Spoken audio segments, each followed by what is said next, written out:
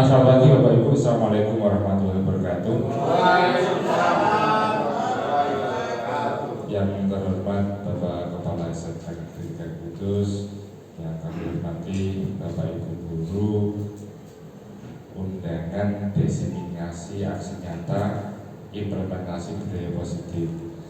Selawat serta salam tak lupa kita panjatkan pada Nabi Agung Nabi Muhammad SAW. Semoga nanti di yaumul akhir kita mendapatkan syafaatnya. Puji syukur alhamdulillah kita diberi kesehatan, kenikmatan, masih bisa berkumpul di sini memenuhi undangan kami pada pemaparan aksi nyata budaya positif.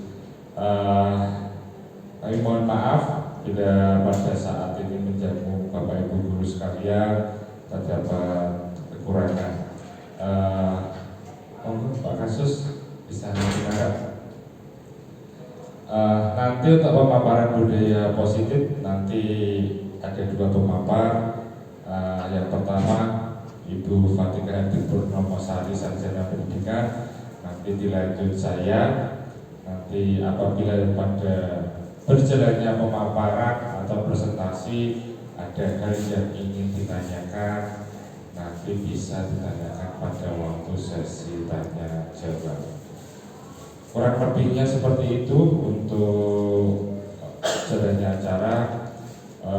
Untuk mempersingkat waktu, untuk pemaparan pertama kepada Ibu Fatika Hadi Purnomo Sari, Sarjana Pendidikan, kami persilakan.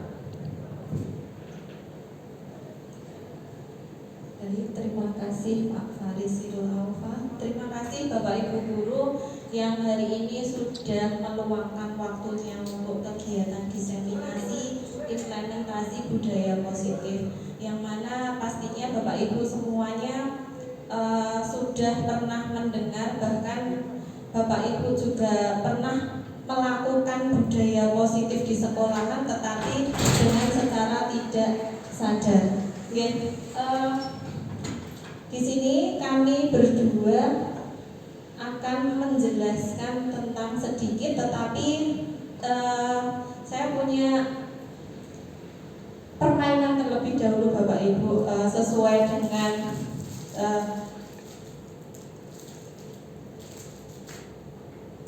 CGP, yaitu tergerak, bergerak, dan menggerakkan. Dan hari ini kebetulan hari Jumat, jadi saya ingin mengajak Bapak Ibu, selain Bapak Ibu nanti juga mendapatkan pahala karena nanti beribadah di sini. Dan ini mohon maaf Bapak Ibu, saya perkenankan untuk berdiri semuanya. Terima kasih. Sesudah Bapak Ibu berdiri, kemudian Bapak Ibu Guru silakan untuk menghadap ke temennya masing-masing.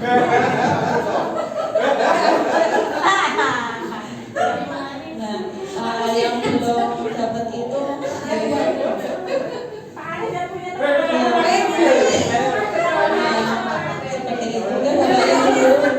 Bapak Ibu Guru. Di sini tidak saya suruh apa-apa, hanya untuk memandang temennya saja.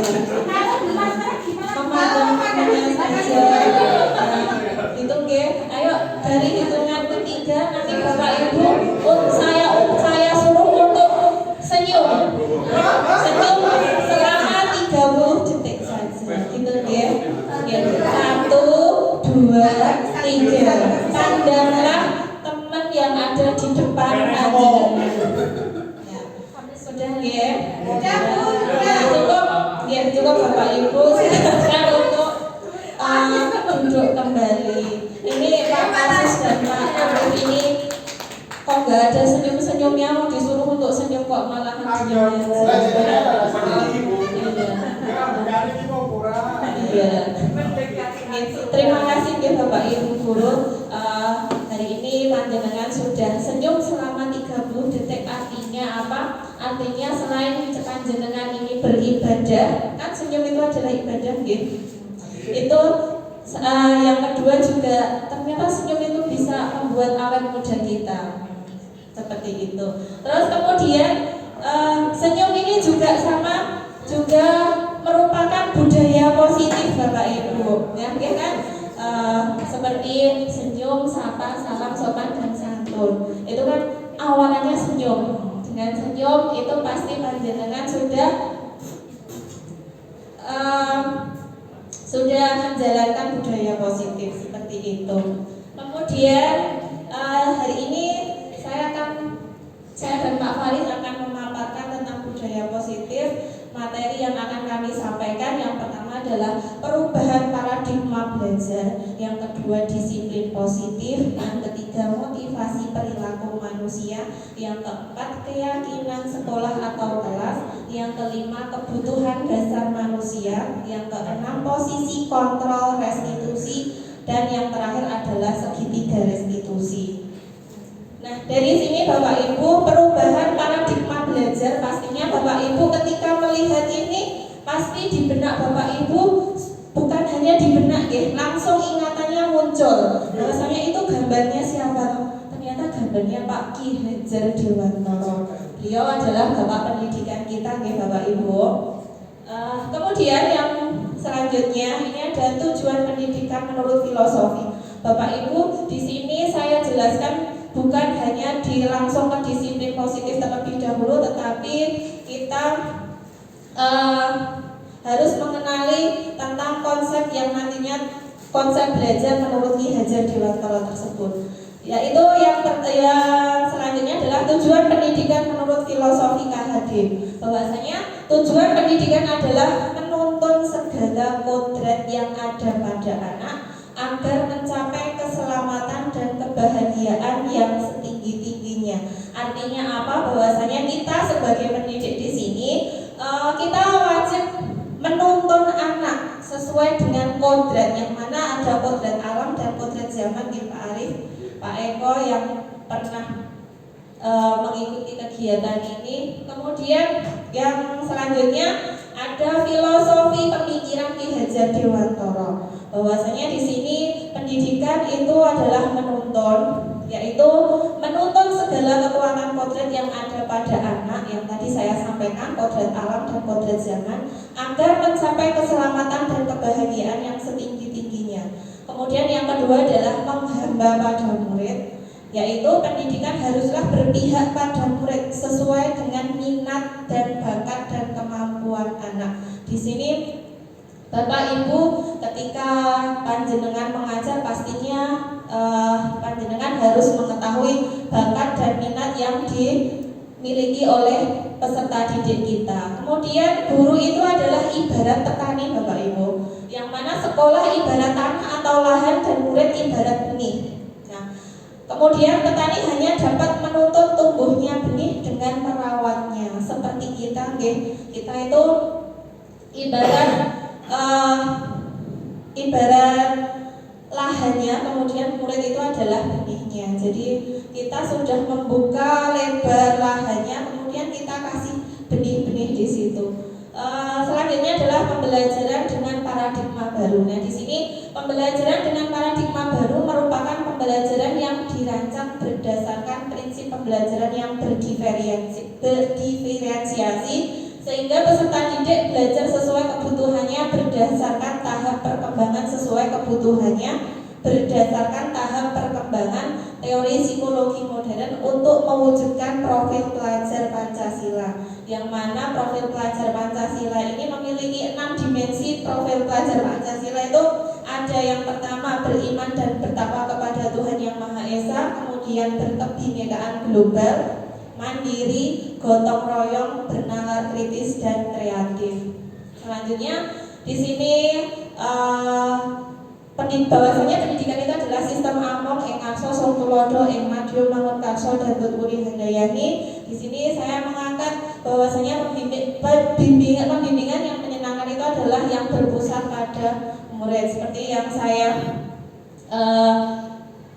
berikan gambar di situ, bahwasanya kita mendidik itu harusnya kita berpusat pada murid kita. Kemudian nilai dan peran guru penggerak di sini harus memiliki nilai kolaboratif, mandiri, reflektif, berpihak pada murid, inovatif. Kemudian perannya adalah pemimpin pembelajaran, coach bagi guru lain, mendorong kolaborasi, mewujudkan kepemimpinan murid, dan yang terakhir adalah menggerakkan praktisi komunitas praktisi.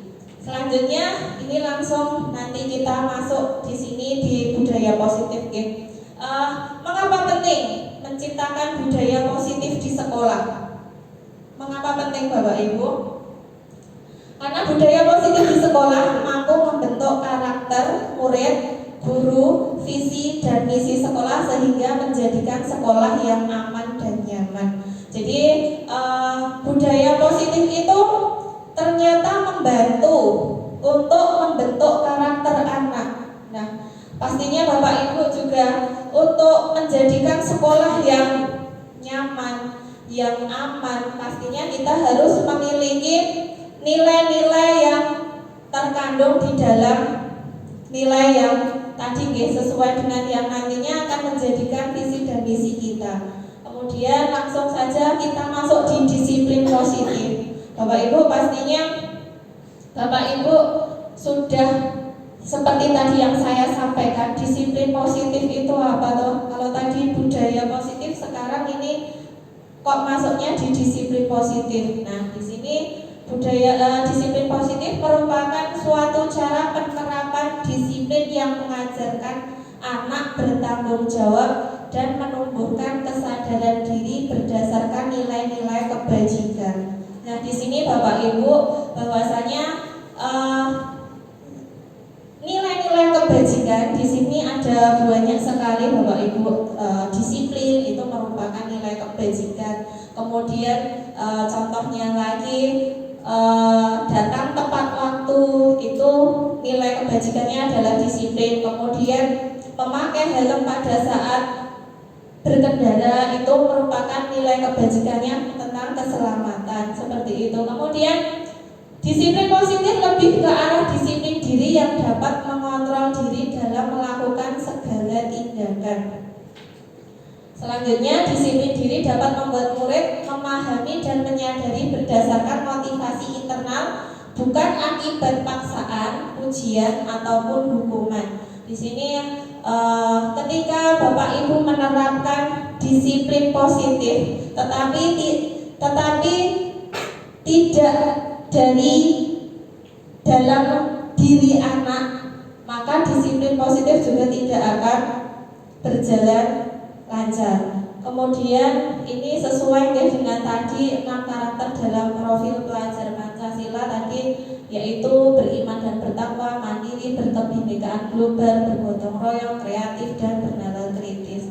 Selanjutnya adalah motivasi perilaku. Bapak Ibu, di sini nantinya kita akan belajar tentang motivasi perilaku, terlebih motivasi perilaku manusia. Tapi sebelum kita ke motivasi perilaku manusia, apa sih yang dimaksud dengan motivasi? Dorongan, Bu. Iya, dorongan. Ada lagi Bapak Ibu? Alasan yang membuat seseorang mengambil tindakan. Iya. Terima kasih Bapak Arif dan Pak Eko, bahwasanya motivasi itu adalah dorongan. Kemudian Pak Eko, alasan apa tadi Pak Eko?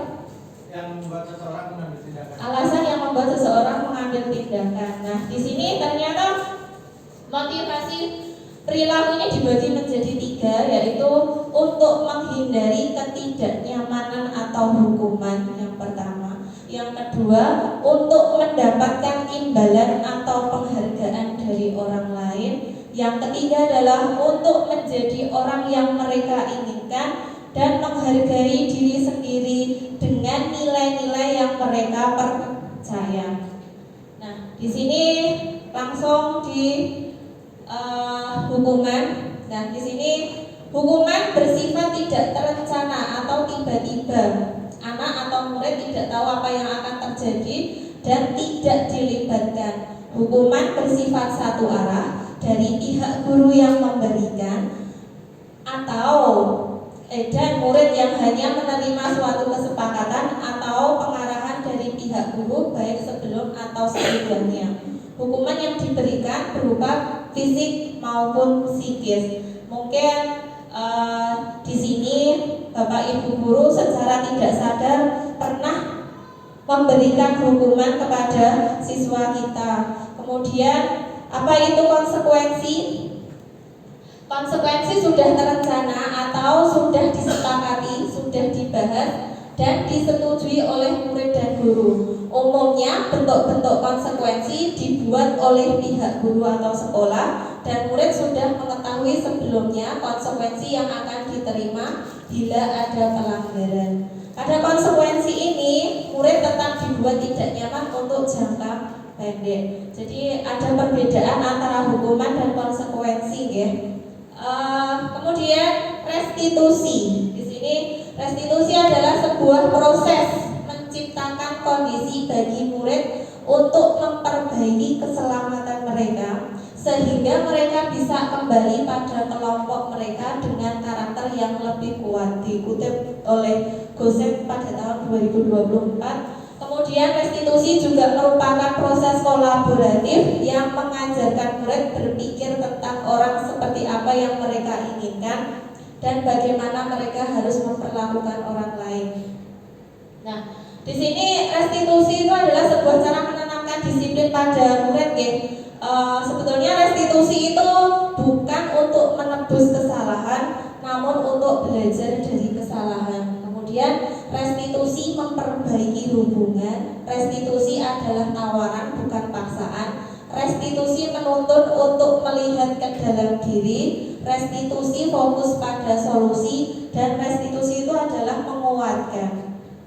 Nah, di sini ada dua, identitas gagal dan identitas sukses. Jadi menurut hukuman itu bahwasanya hukuman itu adalah identitas yang gagal. Kemudian identitas yang sukses itu adalah disiplin, yang itu yang berisi tentang konsekuensi dan restitusi. Mungkin Bapak Ibu sudah bisa melihat, ya, di gambar yang sudah ada di depan ini, bahwasanya hukuman adalah sesuatu yang menyakitkan yang harus terjadi. Sementara konsekuensi sesuatu yang harus terjadi. Kemudian restitusi merupakan sebuah pilihan. Kemudian yang kedua, tidak nyaman untuk murid atau anak untuk jangka waktu panjang, ya, karena hukuman. Kemudian konsekuensinya korban bisa diabaikan. Kemudian restitusi, korban mendapatkan ganti. Kemudian yang ketiga, murid atau anak akan tersakiti. Murid atau anak tidak dibuat tidak nyaman. Murid atau anak mendapatkan penguatan. Yang keempat, perilaku pasif agresif meningkat. Dengan konsekuensinya penguatan hanya bertahan dalam jangka waktu pendek. Kemudian restitusinya masalah terpecahkan. Kemudian sistem tidak akan berjalan bila murid tidak takut. Jadi hukuman itu berarti menakutkan, ya, Bapak Ibu. Kemudian konsekuensinya memerlukan monitoring dan supervisi terus-menerus dari guru. Kemudian restitusi, murid belajar bertanggung jawab untuk perilakunya. Kemudian yang terakhir adalah berlaku hanya pada sebuah institusi, tidak berlanjut pada kehidupan nyata. Di sini konsekuensinya membantu penerapan mengikuti peraturan dalam masyarakat, fokus pada pemecahan masalah dalam jangka waktu panjang. Nah, di sini langsung saya next saja, gitu. Nah, di sini hukuman atau konsekuensi, Bapak Ibu. Ini saya punya suatu narasi. Jadi duduk di bangku di pinggir lapangan pada jam istirahat tidak diizinkan bermain oleh guru piket karena mencederai teman saat bermain di lapangan. Ini merupakan hukuman atau konsekuensi, Bapak Ibu.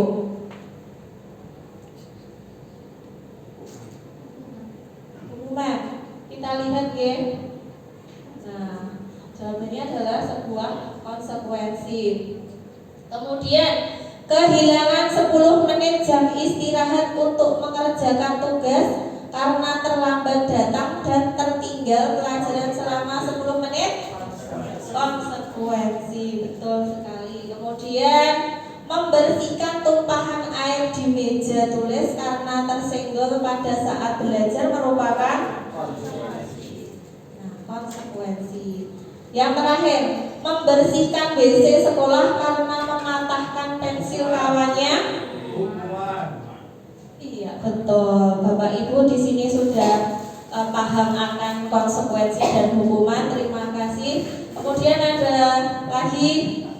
Selanjutnya, lari mengelilingi lapangan basket 2 kali karena terlambat 10 menit untuk pelajaran PJOK. Masih konsekuensi PJOK Pak. Iya. Menggantikan kertas tugas teman yang telah dicoret-coret. Iya, betul, konsekuensi. Kemudian berjemur di lapangan basket pukul 12 siang karena mengobrol dengan teman. Iya, betul, hukuman. Kemudian terlambat hadir di pembelajaran daring 15 menit dan diminta untuk tinggal 15 menit sesudah kelas usai untuk membahas ketertinggalan pembelajaran. Hukuman. Konsekuensi.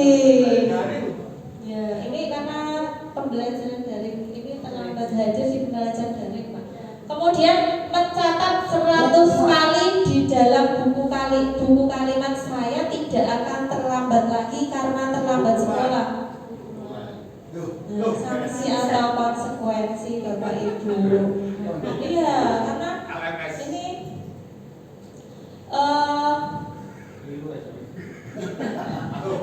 ini selanjutnya lari mengelilingi lapangan 2 kali karena terlambat hadir di sekolah itu adalah suatu hukuman, ya. Kemudian membersihkan coretan yang dibuatnya di meja tulis, konsekuensi. Kemudian murid diminta untuk push up, iya betul, hukuman. Selanjutnya murid diminta bertelanjang kaki sepanjang hari karena tidak menggunakan sepatu warna hitam sesuai peraturan sekolah, hukuman. Kemudian berdiri di depan kelas sambil mengangkat kaki satu karena tidak bisa menjawab pertanyaan. Oke. Terima kasih Bapak Ibu. Ini kita akan mempelajari tentang restitusi, hukuman versus restitusi dan konsekuensi. Nanti silahkan Bapak Ibu untuk sama-sama melihat video tayangan yang ada di sini. Oke,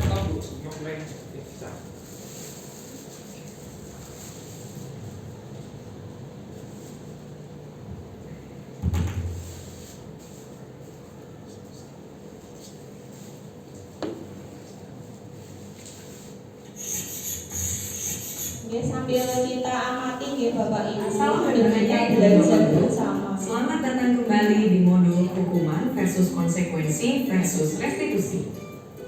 Ibu dan Bapak Guru sekalian, setelah kita sudah belajar konsep hukuman dan konsekuensi, maka kali ini kita akan belajar mengenai restitusi.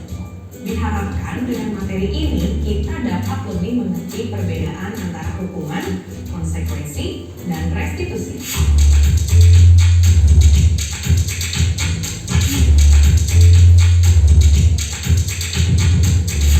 Kamu tidak boleh main di luar ya, karena kamu coret-coret sembarangan di tembok. Tadi pagi aku terlambat 20 menit, maka aku harus tunggu 20 menit lagi untuk pulang. Maaf ya, ini aku ganti kertas yang baru. Mari kita bermain dulu yuk. Tadi sudah diperlihatkan 3 kasus. Silahkan Ibu dan Bapak Guru pilih ya. Kasus mana yang merupakan konsekuensi, hukuman, dan restitusi. Kalau mau menyiapkan pensil dan kertas juga boleh, dicatat ya. Bagaimana Ibu dan Bapak Guru? Apakah sudah ditentukan? Jawabannya disimpan dulu ya. Sebelum belajar restitusi, ada baiknya kita mengingat kembali alasan dibalik tindakan manusia agar memudahkan kita untuk melakukan proses restitusi. Pernahkah terpikir oleh Ibu dan Bapak Guru jika ada murid melakukan pelanggaran di sekolah tanpa kita menghakimi dulu nih, kira-kira kenapa ya mereka melakukan hal tersebut?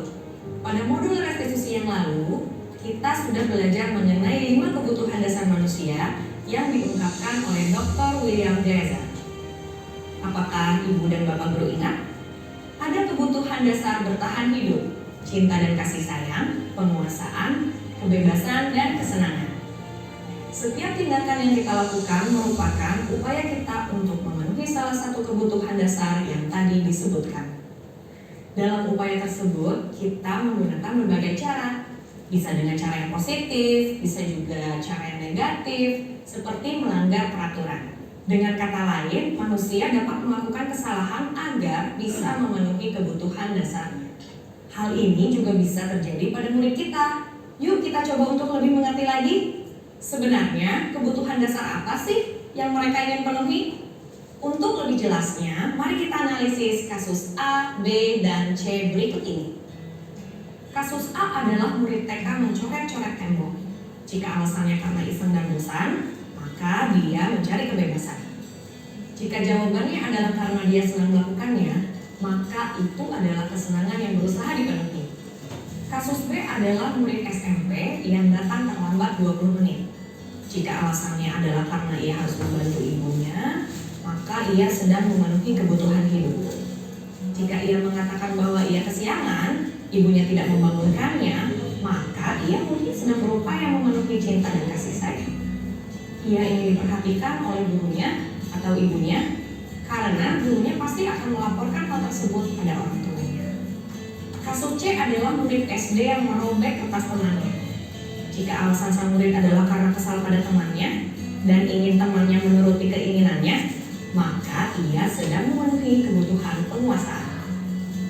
Dengan mengerti dan membuka diri atas beragamnya kebutuhan dasar manusia, maka kita bisa memberikan ruang kepercayaan dan empati pada setiap kesalahan murid. Ketika kita bisa mengerti kebutuhan apa yang sedang ia ingin penuhi, reaksi kita akan menjadi lebih tenang, tidak menghakimi.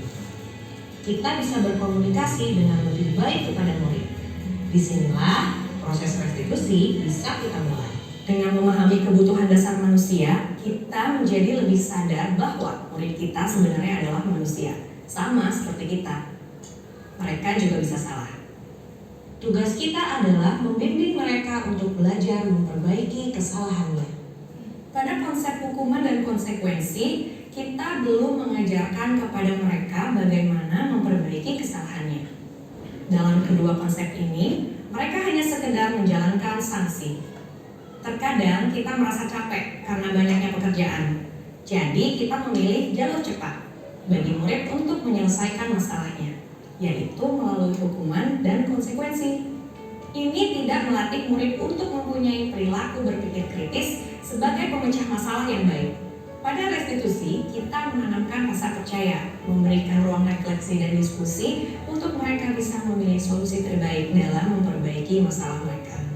Dengan memberikan kebebasan kepada mereka untuk memperbaiki masalahnya, maka kita sudah memberikan hak kemerdekaan kepada mereka untuk belajar atas kesalahannya. Dengan ini, kita juga sudah memenuhi satu kebutuhan dasar murid, yaitu kebebasan. Terkadang kita masih suka bingung dan terjebak tentang konsekuensi dan restitusi. Kita suka menyebut setiap solusi yang keluar dari ide murid itu sendiri. Hal itu merupakan restitusi. Kita perlu lihat lagi, apakah solusi itu mempunyai korelasi logis untuk memperbaiki masalahnya, atau mereka hanya sekedar menjalani konsekuensi. Mari kita kembali melihat kasus A, B, dan C yang Ibu dan Bapak Guru sudah kategorikan. Kita akan lebih jelas melihat perbedaan antara hukuman, konsekuensi, dan restitusi. Pada kasus A, murid mencoret-coret tembok lalu tidak boleh mengikuti sesi bermain. Mari kita analisis, adakah korelasi yang logis antara mencoret tembok dengan tidak dapat sesi bermain? Lalu bagaimana dengan tembok yang kotor? Siapa yang membersihkan? Pada kasus ini, murid hanya menerima hukuman atas tindakan pelanggarannya. Untuk jenjang PAUD, ini bisa membuat murid menjadi trauma, takut, dan mungkin saja jadi benci pada gurunya. Dia akan menganggap sekolah tidak menyenangkan karena sesi bermain telah direnggut darinya. Karena terkadang mereka belum mengerti apakah tindakannya salah atau benar. Mungkin dia di rumah boleh mencoret tembok. Kita perlu berikan waktu dan pengertian lebih kepada mereka untuk memaknai tindakan yang benar atau salah. Pada kasus B, murid datang terlambat lalu dia memilih untuk tinggal sesuai jumlah waktu keterlambatannya. Jika tidak ada proses diskusi tentang mengapa dia terlambat, dan bagaimana dia bisa mengatasinya agar besok bisa tepat waktu, maka ini adalah bentuk konsekuensi. Meskipun murid memilih sendiri solusinya, tapi tidak ada perbaikan akan masalah keterlambatannya. Ajaklah murid untuk mengidentifikasi masalah keterlambatannya. Tanyakan pada mereka apa yang bisa dilakukan untuk mengatasi masalah tersebut.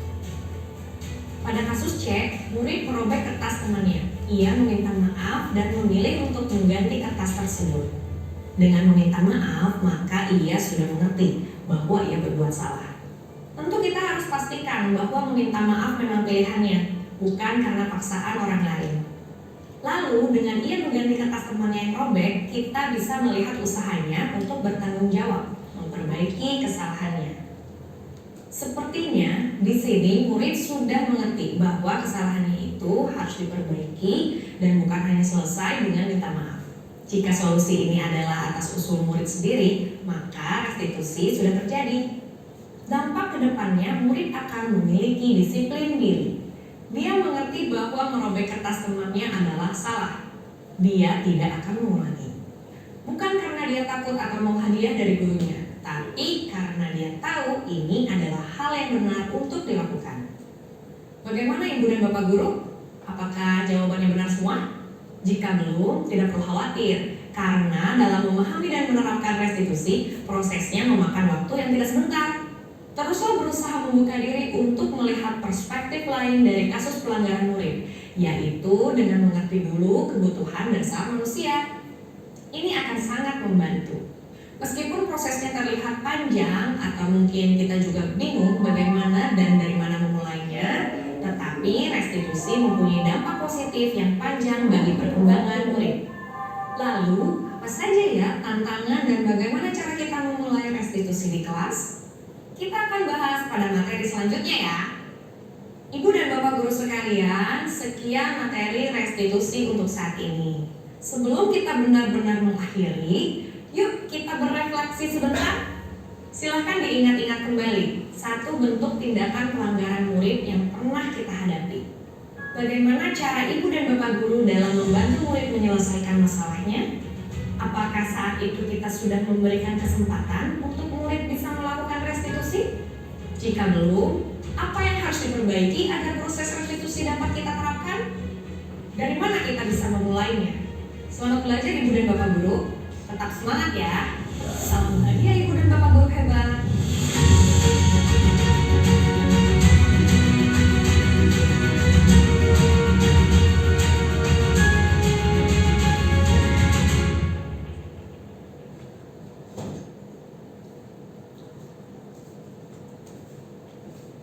Nah, itu tadi adalah video tentang hukuman, konsekuensi, dan restitusi, yang mana Bapak Ibu pasti lebih jelas lagi karena sudah melihat video yang sudah ditayangkan tadi. Berarti Bapak Ibu sudah memahami hukuman itu yang seperti apa, kemudian konsekuensi itu seperti apa, dan bagaimana cara untuk mengerti bahwasanya itu sebuah hukuman atau konsekuensi melalui restitusi. Nah, di situ kemudian bahwasanya ketika kita itu ketika kita ingin mengetahui bahwasanya kita memberikan hukuman atau konsekuensi, itu berarti kita harus melihat dulu 5 kebutuhan dasar manusia yang nanti akan dijelaskan oleh Pak Faris tentang sebelum ke 5 kebutuhan dasar manusia ke keyakinan kelas terlebih dahulu. Untuk itu terima kasih Bapak Ibu, waktu saya sampaikan ke Pak Faris. Terima kasih. Ya, terima kasih Bu Fatika atas waktunya. Masih semangat Bapak Ibu? Ya. Keyakinan kelas. Keyakinan kelas itu berupa pernyataan universal. Jadi pernyataan keyakinan kelas senantiasa dibuat dalam bentuk positif. Jadi nanti akan kami juga tampilkan, tapi di lain slide ini Bapak Ibu bisa membuat keyakinan kelas yang terutama untuk yang wali kelas. Itu. Membuat keyakinan kelas. Nah, yang pertama itu melibatkan seluruh warga kelas. Artinya kalau di kelas 10 TO1 berarti ya murid 10 TO1 bisa dengan wali kelas atau per guru mapel. Keyakinan kelas sebenarnya tidak terlalu banyak sehingga mudah diingat dan dipahami oleh semua warga kelas. Selain itu juga menggunakan kalimat positif. Keyakinan kelas sebaiknya sesuatu yang dapat diterapkan di lingkungan tersebut, nggak usah yang aneh-aneh. Perlu adanya tinjauan kembali keyakinan kelas dari waktu ke waktu agar tetap relevan. Jadi keyakinan kelas itu bisa diupdate seiring dengan berjalannya waktu. Contoh keyakinan kelas. Hadir tepat waktu. Kalau ini dijadikan kalimat negatif gimana Bapak Ibu? Negatif. Nah, itu yang dinamakan kalimat positif itu seperti ini. Hadir tepat waktu. Negatif dilarang terlambat, atau kita pakai tidak boleh terlambat. Seperti itu. Membuang sampah pada tempatnya, menghormati orang lain serta barang miliknya. Komitmen terhadap setiap tugas, bisa juga senantiasa membantu. Ini universal alias umum. Kalau panjenengan mau membuat keyakinan kelas dengan mapel panjenengan, monggo. Kalau biasanya keyakinan kelas, kalau mau wali kelas ya yang universal seperti ini. Boleh ditambahkan, boleh dikurangkan. Bisa diupdate tiap bulan sesuai dengan kondisi keadaan kelas tersebut. Tahapan menciptakan program kebajikan. Jadi tadi sudah ada keyakinan kelas, ini program kebajikan. Misalnya kita bisa mengambil salah satu dari profil pelajar Pancasila. Tentukan nilai-nilai kebajikan yang ingin dijadikan perhatian utama di sekolah. Sempurnakan beberapa daftar nilai-nilai kebajikan yang utama. Bisa juga buatlah poster atau muat di sosial media keyakinan sekolah atau kelas Anda. Sesudah panjenengan tadi membuat keyakinan kelas, agar itu bisa terus dilakukan atau diterapkan di kelas. Nah, biasanya yang terakhir dicetak. Nah, biasanya sih kita hanya menulis di papan tulis. Oke anak-anak, ini kita yakini. Habis itu gila, apa ya kemarin ya? Nah itu bisa dicetak, dibuat poster, ditaruh di kelas, bisa di figuran. Itu. Pak, nanti kalau ada update lagi, iya diperbarui lagi. Gitu. Nah, ini tadi yang disinggung sama Pak Nika, kebutuhan dasar manusia. Apa itu kebutuhan dasar manusia? Jadi kebutuhan dasar manusia adalah segala sesuatu yang dibutuhkan oleh manusia untuk mempertahankan keseimbangan kondisi fisiologis dan psikologis yang bertujuan untuk mempertahankan kehidupan dan kesehatan. Nah, kalau kita memahami tentang hati ini agak jelimet. Nah, seperti ini. Ini menurut Dr. William Glasser. Jadi yang pertama, kebutuhan dasar manusia itu ada penguasaan, kasih sayang dan rasa diterima, bertahan hidup, kesenangan dan kebebasan. Ini kebutuhan dasar manusia. Nah, kalau belum kita sulit memahami tentang ini, kita akan bermain dengan identifikasi. Karena di sini mungkin Bapak Ibu, iya caranya. Nah, seperti ini. Bimo, seorang anak TKB, selalu berlari keluar kelas menuju jalan raya di depan sekolahnya yang ramai dengan kendaraan. Tingkahnya membuat guru, Bu Ani, bingung dan seringkali lari mengejarnya. Ada beberapa kemungkinan jawaban yang diberikan Bimo. Identifikasi kebutuhan yang ingin dipenuhi oleh Bimo jika respon Bimo saat ditanya, aku senang bermain kejar-kejaran dengan ibu guru. Seru. Nah, ini kebutuhan dasarnya apa?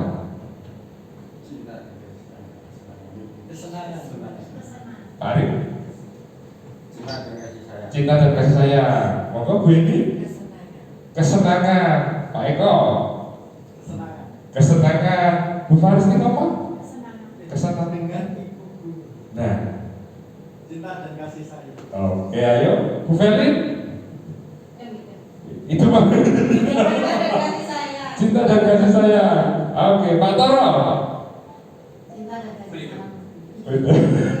Bu Evi cinta dan kasih sayang. Kita lihat jawabannya apa? Kesenangan. Gitu. Oke. Selanjutnya ada lagi Dinda. Seorang anak kelas 3 SD.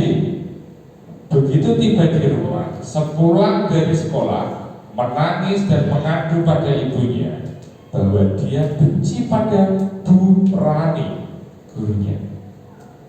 Menurut Bapak Ibu sekalian, kebutuhan apa yang harus dipenuhi oleh Dinda jika jawabannya saat ditanya, Ibu guru tidak menyapaku hari ini, padahal aku pakai jepit rambut baru, kayak pamer, seperti Faris makan pagi. Nah, gitu. Monggo, apa?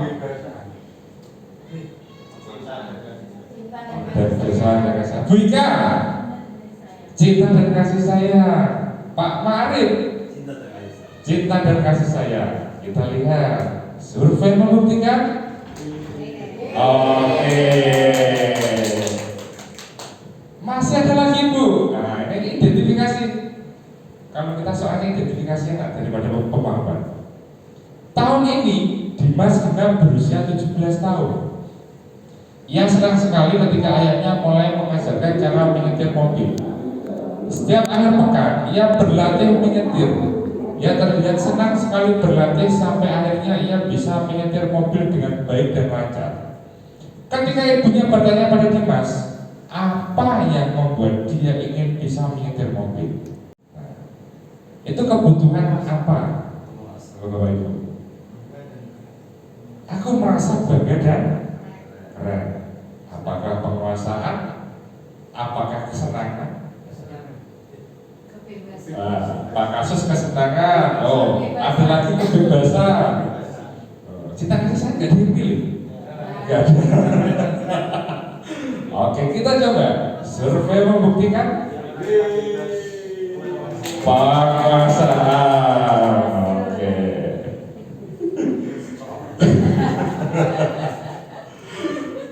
Masih satu lagi. Bimo seorang anak TK belum sama. Tawarannya berbeda. Oh iya. Nah, ini identifikasinya seperti tadi. Cuma jawaban Bimo, aku bosan belajar warna terus di dalam kelas. Ayo apa? Satu kondisi, dua jawaban. Tadi kan senang berkejar-kejaran. Ini bosan. Bebas, oke. Survei membuktikan. Oke.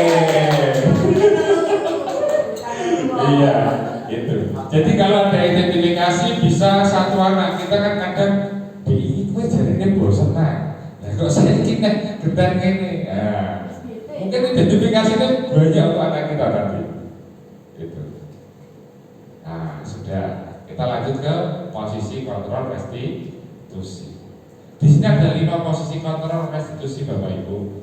Yang pertama itu penghukum, pembuat rasa bersalah, bisa juga sebagai teman, sebagai pemantau. Nah, yang sebagai manajer saya belum menemukan gambarnya. Nah, karena gambarnya manajernya itu manajer perusahaan, jadi kurang set saya. Jadi 5 posisi kontrol restitusi untuk Bapak Ibu guru ada 5 seperti ini. Nah, nanti Bapak Ibu guru saat ini saya itu di posisi mana? Nah, ini untuk posisi kontrol Bapak Ibu guru, identifikasi gagal. Nah, ini perilaku kontrol negatifnya. Penghukum dan pembuat orang merasa bersalah. Yang sukses ada perilaku kontrol positif, ada perilaku kontrol diri. Yang positif, teman pemantau yang kontrol diri sebagai manajer. Yang pertama, guru kalau menghukum sebagai posisi kontrol yang menghukum, pasti akan menghargai, menunjuk, menyakiti, juga menyindir.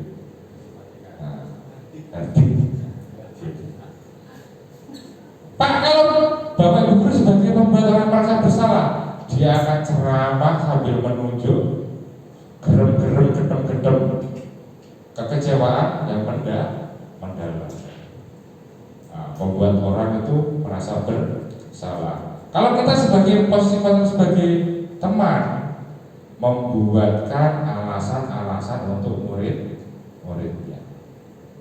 Sebagai pemantau, menghitung dan mengukur. Ini nak. Sebagai manajer, kita biasa, manajer biasanya apa? Bertanya. Kalau kita ilustrasikan ke dalam perkataan, kalau guru menghukum sebagai posisi yang menghukum, kalau kamu tidak melakukannya, saya akan akan mengeluarkan kamu, akan menskorsing kamu. Nah, itu sebagai penghukum. Kalau membuat orang merasa bersalah, kamu sudah mengecewakan Bapak Ibu. Nah, itu kita sebagai membuat orang merasa bersalah. Kita posisikan sebagai teman, lakukan untuk Bapak Ibu yang sudah nanti Bapak Ibu bantu bereskan. Memantau apa peraturannya, apa konsekuensinya, apa yang telah kamu lakukan, apa yang terjadi sekarang. Nah, kalau kita sebagai manajer, apa yang kita yakini, apa kamu meyakini hal tersebut. Seperti ini Bapak.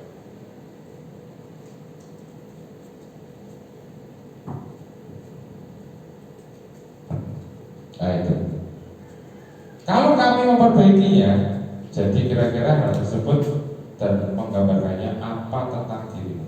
Jadi sebagai manajer biasanya kita bertanya. Kita tidak akan menghakimi, tidak akan membuat murid itu merasa bersalah, juga berikan sebagai teman atau sebagai pemantau. Meskipun teman dan pemantau berperilaku kontrol positif. Hasilnya nanti yang kita harapkan, kita balik. Kalau kita sebagai guru, sebagai manajer, itu menguatkan watak atau karakter siswa tersebut. Kalau kita sebagai pemantau, menyesuaikan bila diawasi. Kadang murid akan merasa baik kalau kita mengawasi. Murid akan tidak merasa baik kalau sedang tidak kita awasi. Sebagai teman, ketergantungan. Seperti itu. Gampang guru nih. Koncoku, ini beres. Sebagai pembuat merasa bersalah, menyembunyikan atau menyangkal kebohongan. Nah ini guru-guru BK biasa disini sondro orang mukai. Kalau sebagai penghukum, pemberontak, pendendam, menyalahkan orang lain. Next. Kalau dampaknya pada murid, biasanya murid itu berkata kalau kita sudah menghukum, saya tidak peduli. Kalau kita salahkan, pembuat saudara maafkan saya. Kalau kita sebagai manajer, bagaimana caranya Pak? Saya bisa memperbaiki. Seperti tadi restitusi, dia akan berpikir sendiri. Dampaknya tadi dampak pada guru, ini dampak pada murid. Kalau kita sebagai manajer mengevaluasi diri, bagaimana menjadi diri yang lebih baik. Gitu. Kalau kita sebagai penghukum mengulangi kesalahan berulang kali, perilaku jadi agresif, ini dampaknya pada murid. Jadi di sini murid kalau biasanya guru bilang kue nek, mungkin kita bertindaknya sebagai penghukum. Nah, kaitannya dengan dunia yang berkualitas. Kalau kita sebagai penghukum, murid meletakkan guru di luar dunia yang berkualitas. Kalau kita sebagai pembuat rasa bersalah, murid meletakkan guru di dalam dunia berkualitas juga. Kalau kita sebagai yang berperilaku positif, murid meletakkan guru sebagai orang penting dalam dunia berkualitas. Jadi dia akan mengingat-ingatnya. Kita sebagai manajer, murid meletakkan dirinya sebagai individu yang positif dalam dunia berkualitas. Next, ini segitiga restitusi, pembahasan baru. Saya juga baru tahu. Kalau mungkin Pak Eka sama Pak Arif sudah hafal. Jadi yang dinamakan restitusi itu adalah proses menciptakan kondisi bagi murid untuk memperbaiki kesalahan mereka, sehingga mereka bisa kembali pada kelompok mereka dengan karakter yang lebih kuat. Itu menurut Gosset tahun 2004. Kalau menurut Charlson Gosset tahun 96, restitusi juga adalah proses kolaboratif yang mengajarkan murid untuk mencari solusi untuk masalah dan membantu murid berpikir tentang orang seperti apa yang mereka inginkan dan bagaimana mereka harus memperlakukan orang lain. Jadi restitusi itu kita mengajarkan murid untuk mencari solusi pada masalah yang murid itu hadapi. Tapi kebanyakan kita kalau tanya, pinang karena mereka akan diam. Nah, jadi Bapak Ibu bisa sambil berjalan bisa menerapkan segitiga restitusi atau restitusi itu sendiri. Tapi ya itu tadi disampaikan Bu siapa tadi Bu yang di video, tidak akan secepat hilang. Ini segitiga restitusi. Ini next. Jadi di bagian dasar segitiga ini harusnya jadi satu Bapak Ibu. Jadi panjenengan bisa melihat ini, juga bisa melihat deskripsinya ini. Bagian dasar segitiga itu untuk mengubah identitas anak dari orang yang gagal karena melakukan kesalahan menjadi orang yang sukses. Anak yang melanggar peraturan karena sedang mencari perhatian adalah anak yang sedang mengalami kegagalan.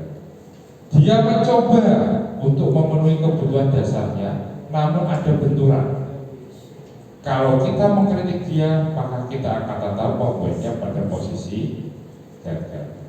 Jadi, kalau kita ingin menjadi reflektif, maka kita harus meyakinkan si anak dengan cara mengatakan kalimat-kalimat berikut ini. Berbuat salah itu tidak apa-apa. Tidak ada manusia yang sempurna. Saya juga pernah melakukan kesalahan itu. Kita bisa menyelesaikan ini. Bapak Ibu tidak tertarik mencari siapa yang salah, tapi Bapak Ibu ingin mencari solusi dari permasalahan ini. Kamu berhak merasa begitu. Apakah kamu sedang menjadi teman yang baik bagi dirimu sendiri?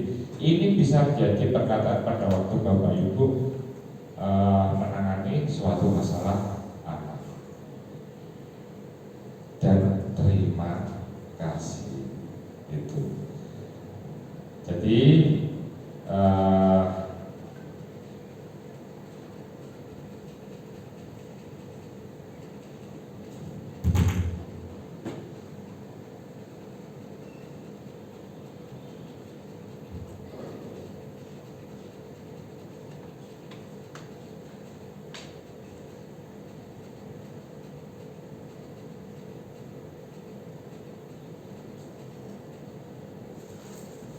jadi disiplin positif di sini ada 7 seperti yang saya kami paparkan. Yang pertama perubahan paradigma belajar, yang kedua disiplin positif, motivasi perilaku manusia, keyakinan kelas, kebutuhan dasar manusia, posisi kontrol restitusi dan segitiga restitusi. Jadi Bapak Ibu bisa mengaplikasikan salah satu dari ini, minimal ada bisa keyakinan kelas, atau mungkin posisi panjenengan di kontrol restitusi, atau bisa juga sebagai segitiga restitusi. Seperti itu. Kurang lebihnya mohon maaf pada pemaparan kami kali ini. Apabila ada hal yang ditanyakan,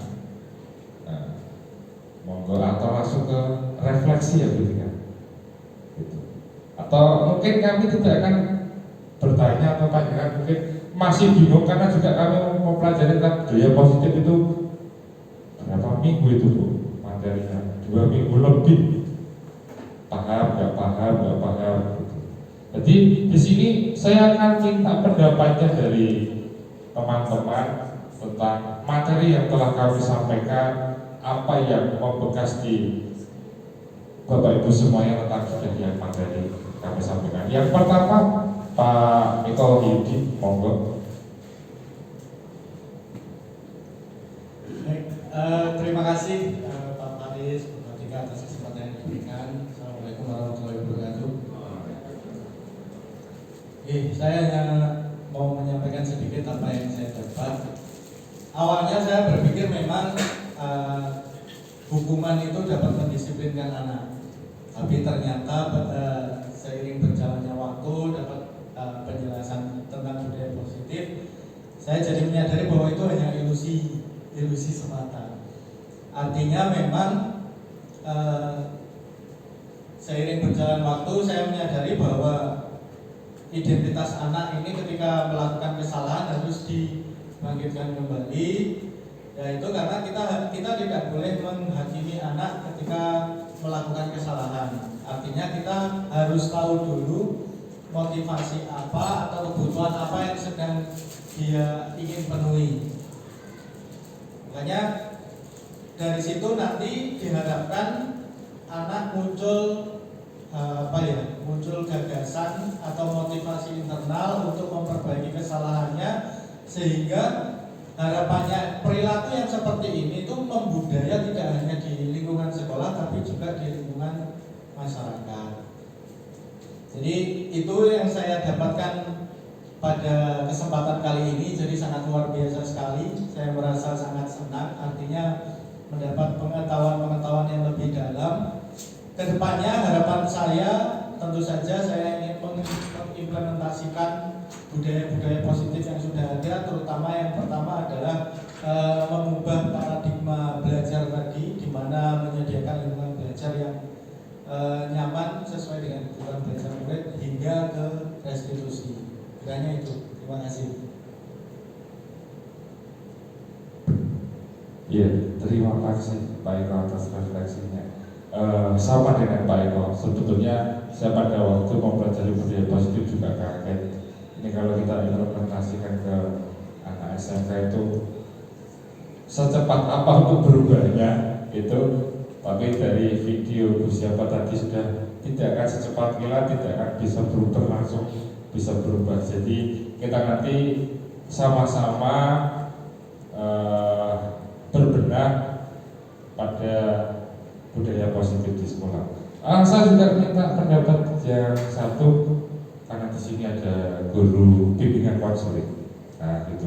Jadi tentang apa yang sudah kami paparkan, budaya positif ini untuk penerapannya di guru bimbingan konseling itu akan bagaimana dan bagaimana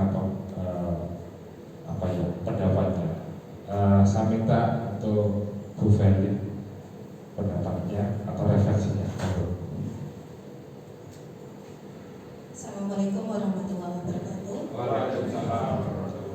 Terima kasih atas waktunya. Untuk implementasi budaya positif ini di sekolah memang sangat-sangat dibutuhkan ya Pak. Apa yang seperti dipaparkan tadi memang kalau kita menerapkan budaya positif 1-2 hari mereka mungkin bisa, tapi untuk berlangsungnya itu yang tidak bisa, seperti halnya kedisiplinan.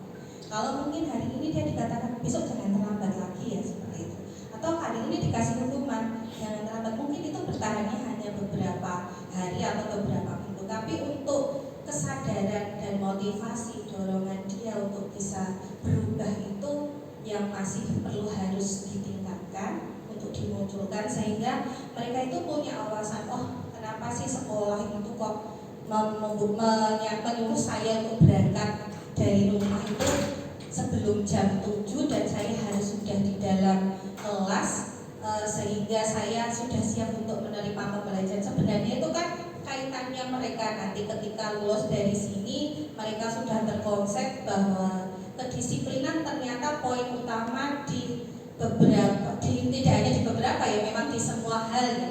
Salah satunya itu Pak, mungkin itu yang bisa saya sampaikan.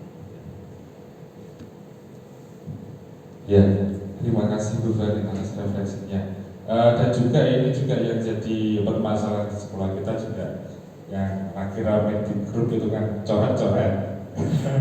Coret-coret di tembok sekolahan maupun Bapak Ibu yang gak bersih. Ada debunya, pakai gambar yang kurang enak dipandang.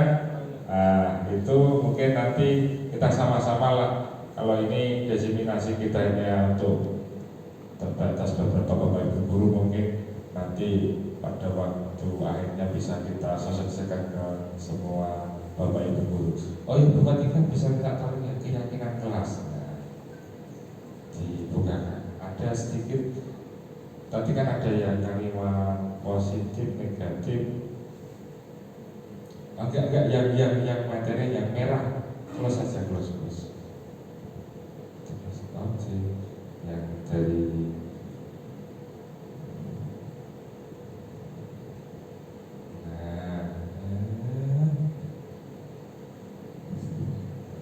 ini yang membuat teman kita ya. Nah, ya kalau gitu saya pakai pointernya. ini kemarin yang sudah saya sosialisasikan ke kelas berapa ya kemarin ya? 11 TO berapa ya kemarin? TO 4 ya. Ini cara kita membuat keyakinan kelas. Diklik saja. Oke, ya. Nah, pertama kita akan membuat peraturan kelas. Nah, sebelah sini ini kalimat negatif ya, dilarang. Kita harus emang mulai dari ini. Dilarang membolos, dilarang rame, dilarang buang sampah di kelas.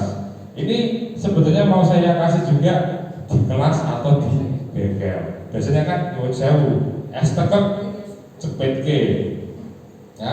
Dilarang main HP saat pembelajaran, dilarang mencoret-coret fasilitas.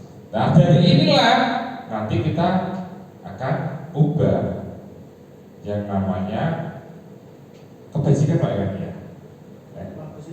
Oh iya, kalimat positifnya. Nah berdasarkan nilai kebajikan, dilarang membolos, dilarangnya kita hilangkan. Kalau kajian kalimat positif berarti datang tepat waktu. Itu. Dilarang rame, menjaga lisan. Tapi di sini ditambahi juga berdoa sebelum dan setelah pembelajaran. Dilarang buang sampah di kelas, membuang sampah pada tempat. Nah ini kemarin saya sampaikan, membuang sampah pada tempatnya. Pak, tempatnya di laci ya Pak. Nah itu ya. Susah itu. Nah, itu. Dilarang main HP saat pembelajaran, memasukkan HP saat pembelajaran.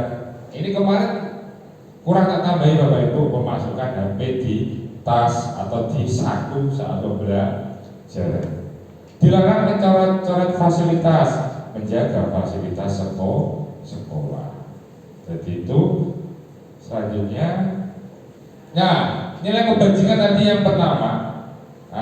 Kedisiplinan menghormati orang lain. Yang datang tepat waktu. Yang kedua, religius berdoa. Ini menghargai diri sendiri dan orang lain, dilarang ramai. Tadi menjaga kebersihan, buang sampah pada tempatnya yang tadi. Menghormati orang lain. Apa tadi ya Pak? Lupa. Menghormati orang lain, masukkan HP. Oke. Pada saat Bapak Ibu guru pada waktu pengajar kadang anak yang paling belakang itu malah yang mabar. Nah jadi ya kita ajarkan untuk menghormati orang lain pada saat ngomong di depan. Mencintai lingkungan. Nah tadi yang coret-coret. Nah, dari inilah nanti Bapak Ibu bisa membuat keyakinan kelas. Ya, yang pertama, kelas yang disiplin dan menghormati orang lain. Nah, ini dari kedisiplinan dilarang terlambat tadi. Kelas yang taat beragama, berdoa sebelum dan sudah pembelajaran. Kelas yang menghargai diri sendiri dan orang lain, menghargai bapak ibu pada waktu mengajar, pada teman yang menyampaikan pendapat di depan. Kelas yang menjaga kebersihan, sapa tadi. Kelas yang menghormati orang lain, tidak main HP sendiri. Kelas yang mencintai lingkungan, seperti itu. Ini juga bisa panjenengan sandingkan dengan yang namanya peraturan kelas. Ini peraturan kelas, ini keyakinan kelas. Monggo, seperti itu. Jadi bisa nanti dicetak, ditempel, biar kelas. Mungkin kalau kelasnya rolling ya, pindah-pindah di bawah. Buat figuran di bawah saja gitu. Itu untuk hari ini Bapak Ibu, terima kasih sudah datang di diseminasi kami, aksi nyata budaya positif. Saya sendiri Farisirul Alfa beserta Bu Fatika Purnamosari menyatakan terima kasih sangat untuk kesediaan Bapak Ibu sekalian untuk mengikuti diseminasi kami di modul 1.4 budaya positif. Kurang lebihnya mohon maaf apabila ada salah kata, ucapan dari kami dan juga subuhan, kami ucapkan banyak-banyak permintaan maaf. Bila itu Assalamualaikum warahmatullahi wabarakatuh.